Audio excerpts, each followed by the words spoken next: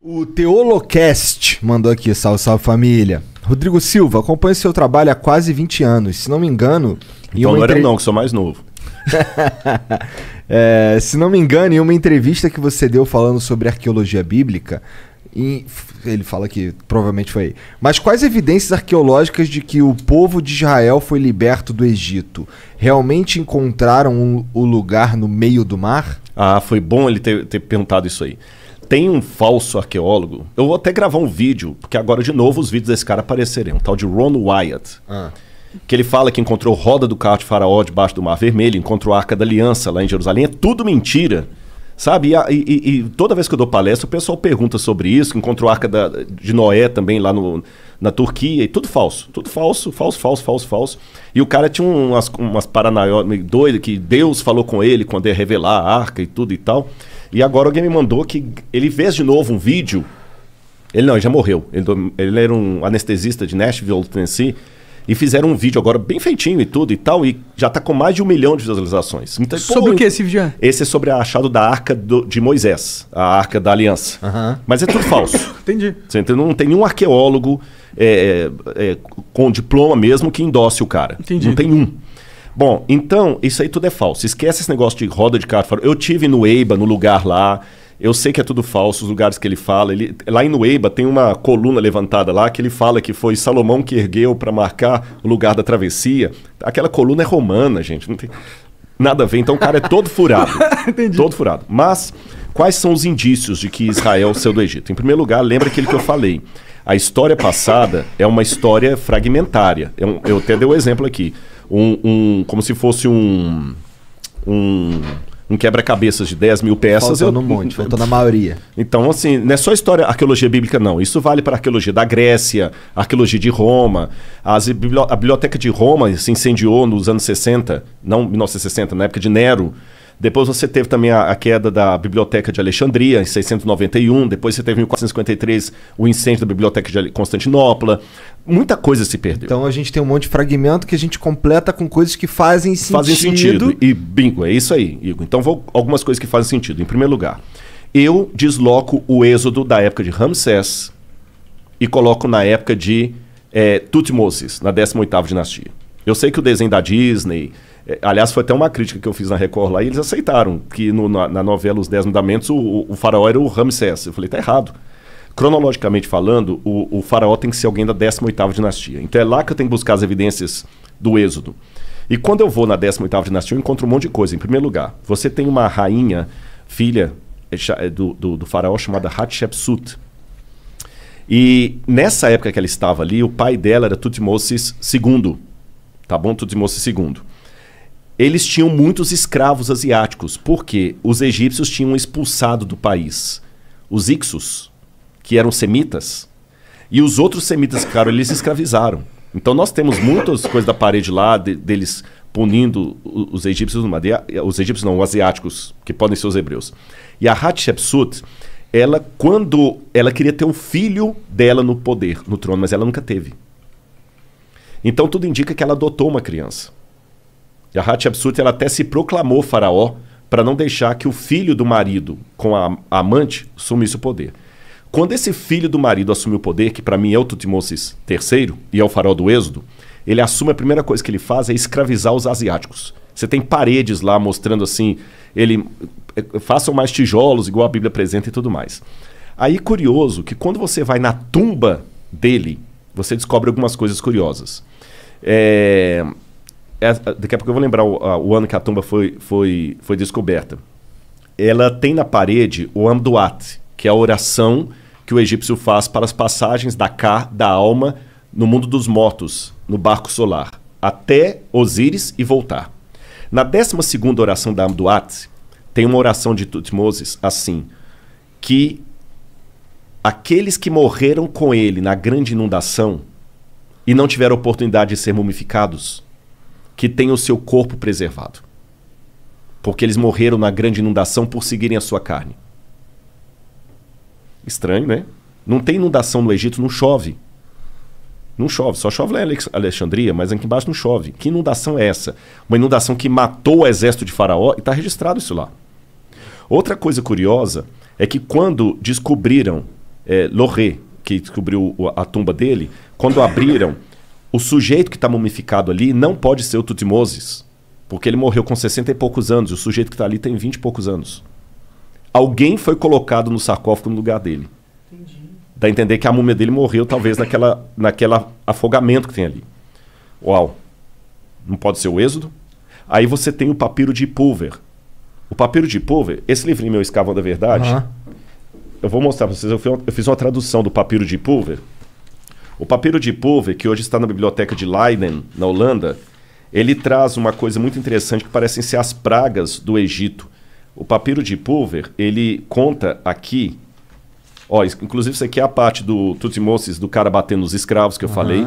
E o papiro de Pulver, eu vou ler para vocês aqui, olha um pedacinho das pragas. Deixa eu ver aqui. Bom, eu vou mostrar a foto aqui e vou citar o papiro de Pulver para vocês. Tá. Ele fala assim, Deus Horus, por que as tragédias se abateram sobre o Egito? Por que o Nilo virou sangue? Por que o Nilo virou sangue? Por que as trevas estão em todas as partes? Por que os animais estão morrendo no campo sem que ninguém os recolha? Isso está no papiro. Está no papiro. Por que os filhos dos nobres estão morrendo de causa inesperada? E por que os escravos saíram do país para o festival do Deus deles e levaram o nosso ouro no seu pescoço? Tanto as pragas como o fato dos hebreus irem embora e levar o ouro dos... Está tudo no Êxodo.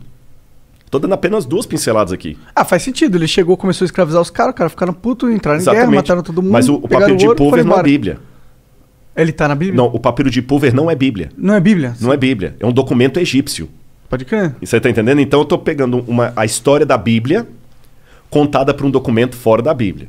Os painéis ali de Tutmoses III. Até o nome de Moisés faz sentido nisso, porque na 18ª dinastia, eles tinham muito costume de pegar a palavra Mes ou Mose, em egípcio, significa nascido de.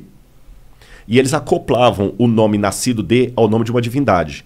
Então você tinha, por exemplo, Mose, nascido do deus A, o deus da lua. Tutmoses, nascido do deus Tot, o deus escriba. E o nome do hebreu, Moses, Moshe em hebraico. Nascido de. De quem?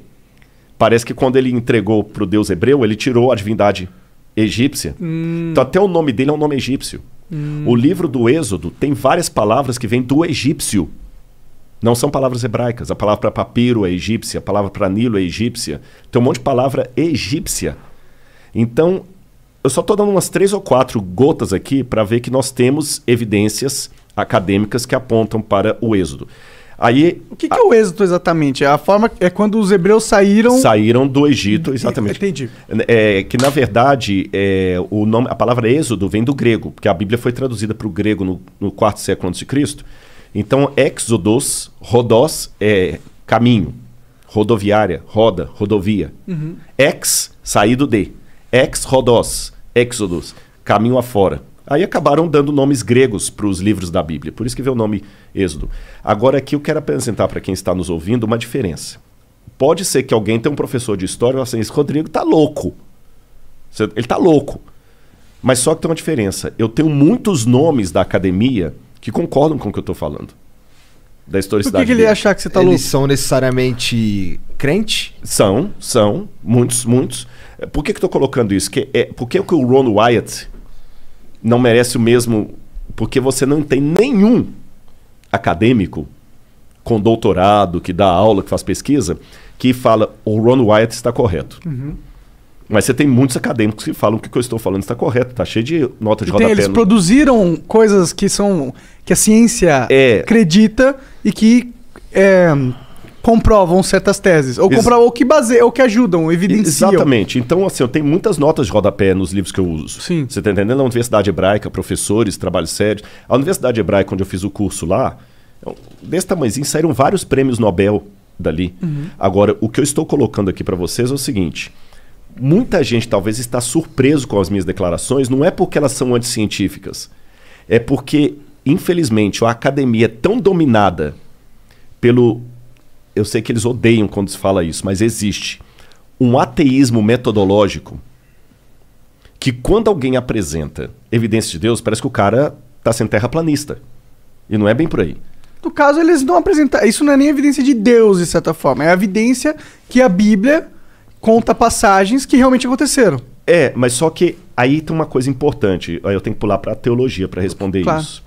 Não existe a arqueologia do Bhagavad Gita. Bhagavad Gita é o livro sagrado dos hindus. Não existe? Não. Por uma razão muito simples. Eu dei o exemplo do Bhagavad Gita, mas eu podia falar do livro dos Vedas, eu podia falar do Tao Te Ching, do taoísmo, do Zendavesta, do zoroastrismo, podia falar até do Alcorão. Esses livros, de uma maneira geral, eles não se preocupam com a historicidade do fato. O Bhagavad Gita, por exemplo, ele conta a história de Arjuna e Krishna numa batalha. Só que se você chegar para um hindu e falar o seguinte, mas e se o Krishna for uma lenda? Não muda nada a minha vida. Só que a Bíblia, ela tem uma audácia. Perdão, uma audácia literária diferente. A Bíblia coloca tudo ou nada. Quando você lê os autores bíblicos, fala o seguinte, se o que a gente falou é mentira, então esquece. Mas se o que a gente falou existiu de verdade, então a teologia também é verdadeira. A teologia bíblica, diferente da teologia desses livros que eu falei, ela precisa da história para se fundamentar. É como se o Deus da Bíblia falasse assim, olha, a prova que eu dou de que o que eu estou falando existe é que a história que eu estou contando nesse livro aconteceu e ela registra os meus atos na história do povo de Israel. Entendeu? Então, quando eu descubro que realmente houve um êxodo, então, então o livro ele é historicamente válido. Se ele é historicamente válido, a teologia que se assenta nessa história também o será. Não tem um pulo aí? Porque, tipo, se a gente comprova que uma parte do livro tá certo, a gente não necessariamente consegue extrapolar que ele inteiro tá certo. Uhum. Tipo, eu posso escrever agora um livro pra você, colocar, sei lá, hoje fez frio não sei que dia é hoje, mas hoje fez frio pra caralho. E aí numa página seguinte fala, ontem... E a página tava falsa. Hã? Uma página tá verdadeira, outra tá falsa. Exato, eu posso fazer isso. Então, tipo, ok, a gente conseguiu descobrir que tem uma parte da Bíblia que realmente aconteceu, tá lá. Mas isso não prova realmente que tudo que aconteceu, que tudo que tá na Bíblia aconteceu exatamente como tá na Bíblia. Não, isso concordo. Do ponto de vista histórico, nem da Bíblia, nem para nenhum livro.